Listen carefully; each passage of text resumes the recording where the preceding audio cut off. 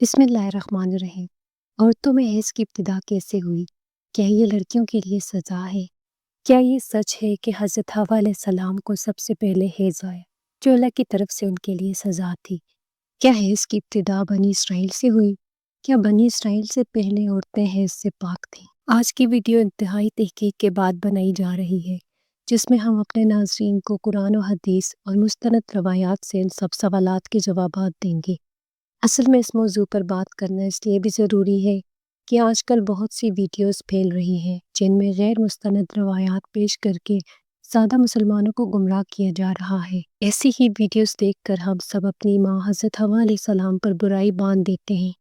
आपसे इल्तमास है कि इस वीडियो को पूरा देखिएगा ताकि दोबारा कभी कोई भी आपको इस मौजू पर गुमराह न कर सके। हज़रत अब्दुल रज़ाक और मस्नद इसहाक ने हज़रत अब्दुल्ला बिन मसूद रज़ी अल्लाह अन्हु और हज़रत अस्मा बिन अबू बकर रज़ी अल्लाह अन्हु से रवायत नकल की गई है कि बनी इसराइल की औरतों को ये इजाज़त थी कि वो भी मर्दों के साथ मस्जिद में जाकर नमाज पढ़ा करती थी। मर्दों और औरतों के दरमियान एक पर्दा होता था। फिर एक दिन एक लड़की अपनी एड़ियाँ उठाकर मर्दों में अपने यार को देखने लगी और फिर उसने ये रोज़ाना का मामूल बना लिया। उसकी देखा देखी सभी औरतें मस्जिद में आती और फिर एड़ियाँ उठाकर पर्दे के ऊपर से गैर मर्दों से तांग झांग में लग गईं।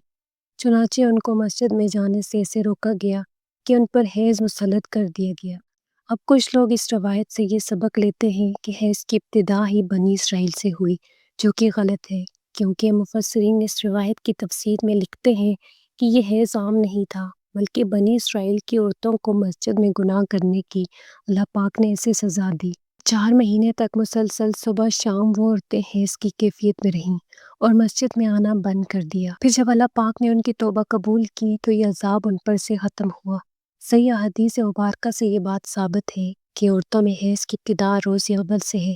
आइए इस बारे में 2 हदीस मुबारका बयान करते हैं जिनसे साबित होगा कि हैज़ की इब्तिदा पहले दिन से ही है, ना कि बनी इसराइल से इसकी इब्तिदा हुई। हज़रत आयशा रज़ी अल्लाह अन्हा हज्जतुल विदा में अल्लाह के रसूल सल्लल्लाहु अलैहि वसल्लम के साथ हज के इरादे से निकली। रास्ते में उन्हें हैज़ आ गया तो इस अंदेशे से रोने लगी कि अब वो मनासिक हज अदा करने से महरूम हो जाएंगी। आप सल्लल्लाहु अलैहि वसल्लम को मालूम हुआ तो आपने उन्हें समझाते हुए फरमाया, ये ऐसी चीज़ है जिसे अल्लाह ताला ने औलाद आदम में औरतों के लिए लाजिम कर दिया है। इस हालत में तुम भी वही सब कुछ करो जो हाजी करता है, सिर्फ पाक होने तक बैतुल्लाह का तवाफ न करना। बिल्कुल इसी तरह एक और हदीस हज़रत उम्मे सलमा रज़ी अल्लाह अन्हा से भी मरवी है। हज़रत उम्मे सलमा रज़ी अल्लाह अन्हा बयान करती हैं कि एक मौके पर रसूलुल्लाह सल्लल्लाहु अलैहि वसल्लम के पास थी कि मुझे हैज़ आने लगा। मैं वहाँ से उठ गई। आप सल्लल्लाहु अलैहि वसल्लम ने दरियाफ्त किया तो मैंने बताया कि मुझे हैज़ आने लगा है। आपने फरमाया, ये ऐसी चीज़ है जिसे अल्लाह ताला ने आदम की बेटियों पर नाज़िल कर दी है। इस मौजू पर इमाम बुखारी रहमतुल्लाह अलैह ने बुखारी शरीफ में एक बाब भी कायम किया है जिसका नाम हैज़ का आगाज़ कैसे हुआ है। इमाम बुखारी लिखते हैं कि हुज़ूर अकरम सल्लल्लाहु अलैहि वसल्लम ने फरमाया, ये वो चीज़ है जिसे अल्लाह ने आदम की बेटियों पर लाज़िम किया है। इमाम बुखारी मज़ीद लिखते हैं कि बाज़ लोग कहते हैं कि हैज़ का आगाज़ बनी इसराइल से हुआ, जबकि इस मामले में नबी अकरम सल्लल्लाहु अलैहि वसल्लम का इरशाद ज़्यादा मुतबर है, जो कि हुज़ूर सल्लल्लाहु अलैहि वसल्लम ने फरमाया कि अल्लाह ने हैज़ को आदम की बेटियों पर लाज़िम किया है। इसीलिए बनी इसराइल से पहले भी हज़रत आदम अलैहिस्सलाम की औलाद में हैज़ मौजूद था। इल्लामा इब्न हिजर अस्क़लानी ने फ़तह अल बारी में भी यही साबित किया है कि हैज़ इब्तिदाई तख्लीक से औरतों को आता रहा है। अब बात करते हैं इन रवायात की जिनमें ये कहा जाता है कि हैज़ की इब्तिदा हज़रत हव्वा से हुई और ऐसा बतौर सज़ा हुआ। इमाम तबरी रहमतुल्लाह अलैह सूरह बकरा की आयत नंबर 25 की तफसीर में हज़रत अब्दुर्रहमान बिन ज़ैद रहमतुल्लाह अलैह की ये रिवायत नकल करते हैं कि हज़रत हव्वा को पहले हैज़ नहीं आता था। उनकी तख्लीक पाकीज़ा हुई, यहाँ तक कि उन्होंने अल्लाह की नाफरमानी की और ममनुआ फल खाया जिससे उनको जन्नत से निकाला गया और फिर उनको हैज़ और हमल की सज़ा दी गई। और लिखते हैं कि अल्लाह पाक ने तब फरमाया, मैंने तुझे पाकीज़ा बनाया था लेकिन तूने मेरी नाफरमानी की, इसलिए अब मैं तुझसे खून जारी कर दूंगा। इमाम तिबरी के अलावा बाकी तमाम मुफस्सिरीन ने इन रवायात को जुटलाया है और इन रवायात को गैर मुसन्नद और नाकाबिले कबूल कहा है। हैज़ दरअसल एक तबीयती मज़र है जिससे हर औरत दो चार होती है और उसको सेहत की अलामत समझा जाता है। इसी हैज़ के खून से ही बच्चे की परवरिश की जाती है। یہ اللہ پاک کا نظام ہے۔ غیر حاملہ عورت کو اگر حیض نہ آئے تو اس کو بیماری کی علامت سمجھا جاتا ہے۔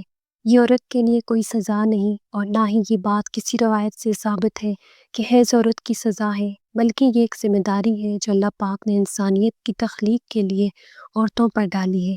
اسی لیے جو عورتیں اس ذمہ داری کو بخوبی نبھاتی ہیں وہ اجر و ثواب کی مستحق ہیں۔